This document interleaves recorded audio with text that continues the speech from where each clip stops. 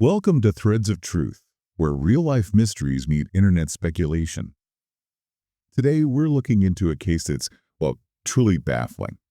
We're going back to Syracuse, New York.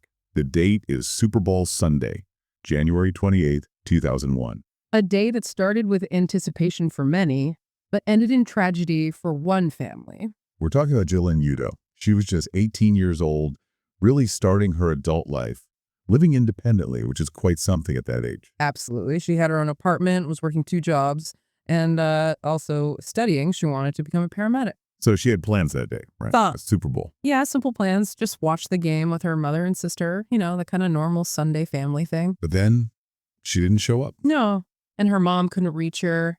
Calls went unanswered. That awful silence when you expect someone to pick up. You can only imagine the growing anxiety. So her mother went over there. She did. Went to Jill-Lyn's apartment, and what she found was, well, unthinkable. Her daughter's body. It was immediately clear this wasn't natural causes. Horrific. And this is where the real mystery, the core enigma, begins. Over 20 years later, it's still unsolved. Completely. And the central problem is the scene itself. A young woman murdered, yes, but how? In her own apartment, which was found locked. Locked. And crucially, investigators found absolutely no signs of forced entry, none at all. Which is just incredibly perplexing. How does that happen? That's the million-dollar question, isn't it? Right. It immediately throws you into this locked room scenario. Did she know her killer? Did they have a key? And the killer is still out there. Plus, the clues, or lack thereof, are just a mess. We found so many conflicting details in the sources. Oh, definitely. It's not just minor things either. Really fundamental contradictions about the crime scene, potential evidence. It makes it almost impossible to get a clear picture. It really challenges everything, doesn't it? Our ideas about safety, about evidence, even about how cases are reported. Exactly. The confusion almost becomes part of the story itself. Okay, let's try to ground ourselves a bit. Tell us more about Jill-Lyn. Who was she, beyond the headlines? Well, as you said, 18, living in Syracuse, driven. That paramedic goal really speaks volumes, I think. Someone wanting to help, to save lives. Yeah, the irony is just heartbreaking. And supporting herself with 2 jobs while studying, that shows real determination. It does. She seems like she was really making her way, building a life. And importantly, her family and friends, they all said the same thing. Yeah. Right? That she didn't have any known enemies. Correct. Everyone described her as, well-liked, no major conflicts, no ongoing disputes that anyone knew of. Which just deepens the mystery around the motives. If it wasn't someone with a grudge, then what? Why her? It removes that common starting point for investigators, doesn't it? Usually you look at relationships, potential grievances. Here, that path seemed, well, empty. It makes the why incredibly hard to grasp. So let's trace her last known steps. She was last heard from the day before. Saturday, January 27th. That's right. Reports say she spent some time with friends that evening. The specifics, like who exactly or where precisely, are a bit hazy in the public record, unfortunately. Okay. And the next day, Sunday the 28th, was the Super Bowl. Ravens versus Giants, for anyone watching. The plan was straightforward. Meet her mom and sister for the game. When she didn't arrive, that's when the alarm bells started ringing for her mother. Understandably, repeated calls, no answer. That initial worry probably turned into, real fear quite quickly, which led her to Jill-Lyn's apartment on Cortlandt Avenue. And that's when she found her. Yes. The absolute worst possible outcome. Police were called, and they classify it as a homicide right away. Meaning the signs of violence were unmistakable, despite the weirdness of the scene itself. Precisely. Whatever the circumstances of entry, the outcome was clearly murder. Not an accident, not a suicide.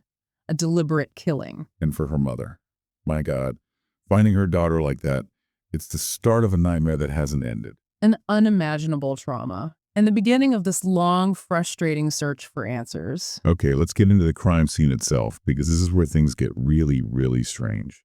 The entry, no forced signs, door locked. That's the absolute crux of it. It dominates every discussion about this case.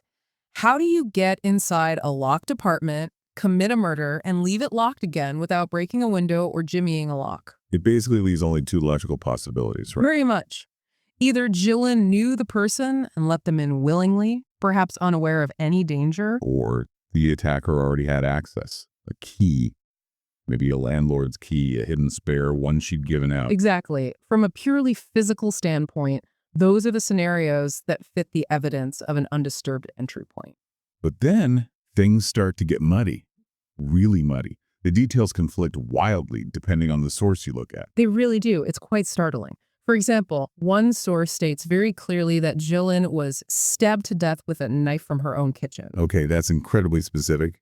Suggests a crime of passion, maybe, or opportunity, using what was available. Right. But then you find another source, just as seemingly credible, that flatly states no weapon was recovered by the police at the scene. Wait, so one says kitchen knife, implies it was found or at least identified. The other says no weapon found at all. Precisely. It's a direct contradiction on a pretty fundamental point. Was the murder weapon potentially there, holding clues, or did the killer take it? Makes a huge difference. If they took it, that implies more planning, perhaps, or just luck. And it means investigators lost a key piece of forensic evidence. Absolutely. No DNA, no prints from the weapon itself. It leaves a major gap. Or it could mean the initial report about the kitchen knife was just wrong. It's already confusing. But then there's this other detail that seems completely out of left field. Ah, you mean the conference room? Yes. One source mentions investigators noting a lack of a clear entry point into the building's unused conference room. Which makes zero sense in the context of a murder in a private apartment. Right. It's like, are we talking about the right building, the right crime? It feels like information got scrambled somewhere along the line, maybe conflated with another case entirely. It's certainly possible, or just incredibly sloppy reporting or record keeping, but it highlights how unreliable some of the circulating information can be. You have to question everything. It's like trying to build a puzzle where half the pieces are from a different box. A very apt analogy, and it extends to the cause of death, too. Officially, investigators were very tight-lipped. They did not disclose the precise cause of death for a long time. But there were rumors. I read somewhere about strangulation being suspected. Yes, that definitely circulated in the community and online, but officially, silence. Which, sometimes police withhold details to weed out false confessions or protect leads. Sure, that makes strategic sense in an investigation. But the downside is it fuels speculation. And it makes it harder for the public and for us looking back to really understand what happened in those final moments. It adds another layer of haze. And beyond the entry and the weapon confusion, what about the state of the apartment otherwise? That's another key perplexing element. Reports consistently state there were very few clues left at the scene. And crucially, no signs of a struggle. No struggle. In a homicide, Yeah. that's unusual, isn't it, though? Unless maybe she was taken completely by surprise. It strongly suggests that. Either an ambush where she had no chance to react, or perhaps she didn't perceive a threat initially because she knew the person. Or she was incapacitated somehow. That's also a possibility, though less commonly suggested. But the lack of struggle is significant, and adding to that, robbery seems incredibly unlikely as a motive. Why is that? Because her personal belongings, wallets, purses were still there, untouched. Okay, yeah, that definitely points away from a simple robbery gone wrong.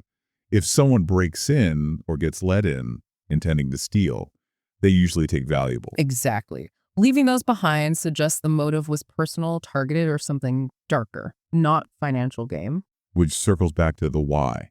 If not robbery, not a known enemy. It becomes even more opaque. Precisely. And then, just to add another layer of utter confusion, there's the King's Cross station detail. Oh, right. I saw that. One source claims she was last seen on CCTV at King's Cross Station. King's Cross. In London, England. Yeah. Thousands of miles away. It's nonsensical. How does a detail like that even get attached to this case? It's baffling. Is it a typo? Mistaken identity? A completely bizarre conflation of Jill-Lyn Euto with someone else entirely in some database or report. It almost feels like disinformation, deliberate or accidental. Whatever the origin, it's a glaring red flag about the quality control on some of the information out there. It forces you to be incredibly skeptical about even seemingly concrete details. So, with all this confusion swirling around the crime scene itself, how did the initial investigation proceed? Well, reports indicate the police were, frankly, stumped early on. They admitted being baffled by the lack of obvious clues and the contradictory nature of the scene. You can understand why. A locked room, no forced entry, maybe no weapon, no struggle, no clear motive. Where do you even start? It's a nightmare scenario for investigators. They launched what was described as a massive search for leads, interviewing people, canvassing the area. But then there's another piece of confusing information tied to that search, isn't there? Yes, one source, bafflingly, states that in connection with this search, no trace of the three women was ever found. 3 women. But Jill-Lyn's body was found. She wasn't missing in that sense. Exactly. It makes no sense in the context of Jill-Lyn's murder. Again, it strongly suggests information from different cases or situations got tangled up somehow in the reporting or records. It paints a picture of, well, potential chaos in the early stages, doesn't it? It certainly could, or at least confusion in how the case was documented and relayed. And compounding that, some accounts explicitly describe the initial investigation as flawed. Flawed. That's a strong word. Yeah. What could that imply? Missed evidence, poor interviews, tunnel vision. It could mean any number of things. Maybe the crime scene wasn't secured properly. Maybe potential witnesses weren't followed up on. Maybe leads were dismissed too quickly. A flawed start can doom a case years down the line. It definitely fuels the later theories about mishandling we'll get to. Understandably so. When the official investigation is described that way, it opens the door for people to question everything. Were there any specific leads or persons of interest early on, despite the difficulties? There was one name that emerged, Robert Craig Cox. He was identified as a person of interest. A local construction worker, I believe. Yes. Now, person of interest is key here. It means police thought he might have information, maybe some connection, but they didn't have enough evidence to charge him specifically with Jill-Lyn's murder. So his name was linked, but it never led to an arrest or prosecution in this case. Correct. He remained a person of interest, a lingering question mark, but was never formally charged in connection with her death. So the mystery just persisted and got even stranger over time. It did. False leads and more confusion kept cropping up. That bizarre statement about no bodies found for the women keeps echoing, highlighting the data inconsistencies. It's like the case file itself is haunted by errors. You could say that. And then in 2007, 6 years after the murder, something else happened. A man named Rodney Jones, who was already in prison, a known serial killer, came forward. And he confessed, or claimed to have information. He claimed to have information about the case. He even led police on a search pointing to a place where he claimed bodies were buried. Oh, wow. That must have been both hopeful and terrifying for the family. Absolutely. A potential breakthrough from such a dark source. Yeah. But it turned out to be a false lead. No bodies were found where he indicated. Why do people do that? False confessions in high-profile cases. It happens more often than you'd think. Sometimes for attention, notoriety, sometimes as a misguided attempt to negotiate something, sometimes due to mental health issues. But it's incredibly cruel to the families involved. Wasting police time and raising false hope. Devastating. Exactly. And then there's one more really intriguing but frustratingly vague lid mentioned in some sources. What's that? A potential international connection. A mention of a shocking revelation that a German convicted sex offender may be the key to solving the mystery. German. How does that connect to Syracuse, New York? That's the frustrating part. The connection isn't explained. It's just this tantalizing fragment. Is it someone who lived locally previously? Someone linked through another investigation? We don't know. So another dead end, or at least an undeveloped path. Seems that way from the public information available. It just adds another layer of unresolved possibility to an already dense mystery. Okay, this feels like a good point to shift into the theories that have sprung up, particularly online, trying to make sense of all this. Understandable, given the official investigation hit so many walls and contradictions. The locked drone aspect is obviously central. It's catnip for armchair detectives, isn't it? Absolutely. It's a classic trope for a reason. It presents an intellectual challenge. Solve the impossible.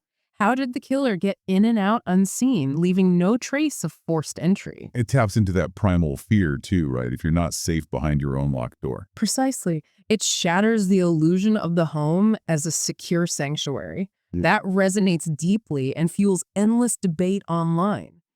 People need to find an explanation. So let's look at the main theories. Theory number 1 seems the most direct response to the locked door, the acquaintance with access theory. Right. This is the idea that the killer wasn't a stranger who somehow bypassed security, but someone Jill-Lyn knew. someone she trusted enough to open the door for. Or someone who already had a key, a friend, an ex-partner, maybe even a landlord or maintenance person, though less likely personal. Exactly. The plausibility is high because it neatly solves the how did they get in problem. No forced entry needed if you're invited in or have a key. And the implication is pretty heavy, isn't it? It means the danger came from within her known circle. It does. It shifts the focus dramatically from an external threat to an internal one. Someone she likely felt safe around became the source of fatal danger. This could also potentially explain the lack of a struggle, couldn't it, if she didn't perceive the person as a threat initially? Yes, that fits too. The attack might have come suddenly, unexpectedly, from someone whose presence didn't immediately trigger alarm bells. It aligns well with the key physical facts. Okay, so that theory seems compelling based on the core facts. But what about the alternative? Theory 2, the stranger stalker theory. This one posits that despite the lack of forced entry, the killer was unknown to Jill-Lyn. Perhaps someone who had been watching her, stalking her, and found a way in. But how? That's the huge hurdle. If the door was locked and there's no sign of force. Exactly. This theory requires a much more complex explanation. Did he trick her into opening the door? Coerce her? Did he pick the lock expertly, leaving no trace? Did he somehow slip in earlier and hide? None of which has any supporting evidence, right? Not really. It requires inventing scenarios that aren't suggested by the crime scene. There is that mention, often repeated online, of a mysterious red van seen in the area. Yes, the red van. Does that hold any water? It's very tenuous. Sightings are vague, connections unproven. It's more neighborhood rumor than solid lead. It gets linked sometimes to a sort of random abduction or attack idea. Which, again, bumps up against the locked apartment reality. Mm-hmm. An abduction usually means someone is taken from a place, not left murdered inside it, secured. Precisely. So the stranger stalker theory, while not impossible, faces significant challenges in explaining the physical state of the crime scene. It requires more assumptions. Then we have theory 3, investigative mishandling or even a cover-up. This stems directly from those inconsistencies we talked about and the description of the initial investigation as flawed. People in the community felt things were missed, or maybe deliberately ignored. There's definitely that sentiment among some locals and online communities, the idea that maybe crucial leads weren't pursued properly, evidence was lost or contaminated, or perhaps, in more extreme versions, something was actively covered up. Is there anything concrete to support a cover-up, or is it more about perceived incompetence? It leans more towards skepticism about competence and thoroughness. The flawed label from sources, the conflicting details, the lack of resolution, it all feeds a narrative that the investigation itself failed Jill-Lyn. And that maybe the answer was there early on, but was lost due to mistakes. That's the frustrating possibility this theory raises. That closure was perhaps achievable, but procedural errors or lack of resources prevented it. It explains the enduring mystery by blaming the process. And briefly, we should touch on that planned disappearance theory again, just to dismiss it. Right. The idea she chose to vanish. As we said, the evidence completely refutes this. Her body was found, her belongings were there, her family insists she had no reason to leave. So definitely not a runner. It's firmly a homicide case. Unequivocally, that theory holds no water against the facts. Okay, let's try to pull this together in the analysis. Weighing these theories. The acquaintance with access one really seems to carry the most weight, doesn't it? Based purely on the core physical evidence, the locked door, no forced entry, yes. It offers the most parsimonious explanation. It doesn't require inventing complex, unproven scenarios. It fits the facts as we know them, even if those facts are limited. Exactly. The stranger stalker theory, conversely, requires us to ignore or explain away that crucial lack of forced entry. The red van is just too flimsy a thread to hang it on convincingly. Unless there was some sophisticated entry method we just don't know about, but that's pure speculation. Pure speculation and the theory of investigative mishandling. Well, that feels less like an explanation for who did it and more like an explanation for why it remains unsolved. Right. The contradictions in the sources, the knife confusion, the three women statement, the King's Cross absurdity, they certainly lend credence to the idea that the investigation, or at least the recording of it, was messy. They absolutely do. These aren't minor discrepancies. They point to significant problems in information gathering, documentation, or transmission over the years. It highlights the immense challenge of working a cold case with such a fragmented record. And those unresolved leads, Robert Craig Cox, as a person of interest, the mention of the German offender, they just float there, adding to the sense of incompletion. They do. Loose ends that were either investigated and led nowhere, or perhaps weren't investigated thoroughly enough. We just don't know from the outside. It really makes you think about the nature of truth in these old cases, how elusive it can be when the information is so contradictory. It's a stark reminder. And it highlights why these locked room type mysteries have such an enduring grip on our imagination. Why do you think that is? What's the deep appeal? I think it's twofold. One, as we said, it challenges our sense of security in our most private space. The idea of invisible intrusion is terrifying. Yeah, that vulnerability. And two, it's an intellectual puzzle. It defies logic on the surface. Our brains instinctively want to solve it, to find the hidden mechanism, the secret passage, the clever trick. It invites participation. We want to impose order on the chaos, find the rational explanation for the seemingly irrational. Exactly. It becomes more than just a crime. It's a riddle demanding a solution. And the impact of a case like this, staying unsolved for so long, it's huge, isn't it? It becomes part of the local folklore almost. It really does. An unsolved case takes on a life of its own. It becomes a cautionary tale, a source of endless speculation, a fixture in true crime discussions for decades. And central to that endurance is the family's fight, isn't it? Absolutely critical. Jill-Lyn's family, like so many others in these situations, refusing to let her be forgotten. Their persistence, their public pleas, their grief played out over years. Yeah. It's a powerful force against apathy and the passage of time. It's a fight for answers, for justice, but also just for memory, keeping her name alive. It is. And in the modern era, the media, especially online communities and social media, plays a massive role in amplifying that fight. Keeping the case in the public eye, sharing details, dissecting theories, sometimes even uncovering new leads, though that's rarer. Right. It creates a sort of collective vigilance.